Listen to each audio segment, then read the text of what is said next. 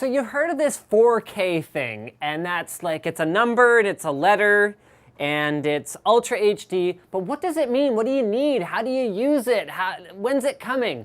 If you want to know the answer to all of those questions, watch this video.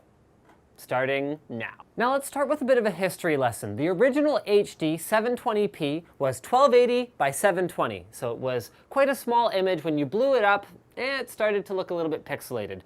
Full HD, or 1080p, was 1080 pixels high and 1920 wide, making it look much sharper, especially as displays started to reach much larger formats. With 4K, we are taking another huge evolutionary step in resolution, giving better clarity, better picture sharpness, as well as enabling newer, larger format displays to look as good as those older displays looked with the lower resolution. So 4K is 3,840 pixels wide by 2,160 tall, giving it about 4 times the resolution of Full HD 1080p. The new standard is going to be called Ultra HD. What are the challenges with 4K? Number one is availability of displays. Right now, monitors are extremely scarce and TVs are scarce and/or expensive. But that's going to be changing very, very quickly, as we've seen with a few disruptive products on the market already. Costs are going to go like this, and availability is going to go like this. So you're going to be able to have a 4K monitor on your desk and a 4K TV in your living room. Next up is interfaces. Right now, DisplayPort is the only interface that is really, truly capable of driving 4K displays at 60 Hz, which, particularly for computer users or gamers, is going to be needed to perceive a smooth image. And ideally, we'd love to have it driven at even higher frequencies, such as 120 Hz. But HDMI is working on sort of a way of catching up. HDMI 1.4 with the latest revision can do 4K at 30 frames per second, which is enough for movies. Not in 3D, mind you. And they're working on an HDMI 2.0 standard, which could potentially be a competitor for DisplayPort. The other standards, the professional standards, are already available, with 6G SDI having cameras and capture equipment that works with it at this time. While that equipment might exist, it is still more expensive than 1080p production equipment. I mean, you can basically shoot 1080p with your phone, although I'm not trying to say that a 1080p phone is equivalent in any way to a 1080p film camera. It's just, the point I'm trying to make is 4K is not mainstream yet at a professional level or at a consumer level. Now, with that said, that's not the only challenge. You've also got players and the actual distribution medium. It's not like with DVD, we had DVD. With 1080p, we had Blu-ray.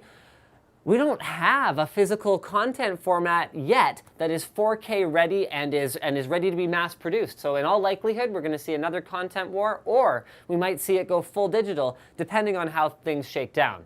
Now, I know that this all sounded very negative, but there are a few bright spots for 4K. For example, your PC can already be 4K capable. Yeah, it's not necessarily cheap if you want to have like an ultimate gaming experience at 4K, because you're going to need a ton of VRAM, something like at least a 7970 with 3 gigs of onboard memory to play reasonably high-end games at that kind of a resolution. You got to store the texture somewhere. And the upcoming next generation console from Sony, the PS4, is going to be a 4K capable player through an online digital content distribution medium, which means between the cameras Sony's producing, the TVs they're producing, and the player that they're producing, they are working on bringing the entire 4K pipeline into alignment fairly soon.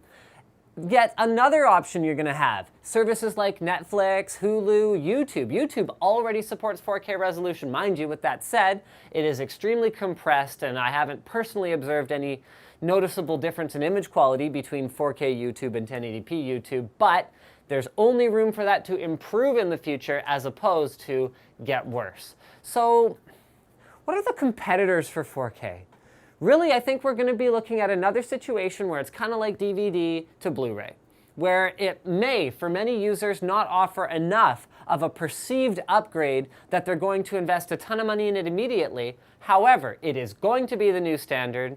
If you want to be ready for it, it may be time to invest in a 4K TV, but otherwise you can take a wait-and-see approach, find out how it's going to shake down in the future, and at least, having watched this video, you are educated about this upcoming digital content format.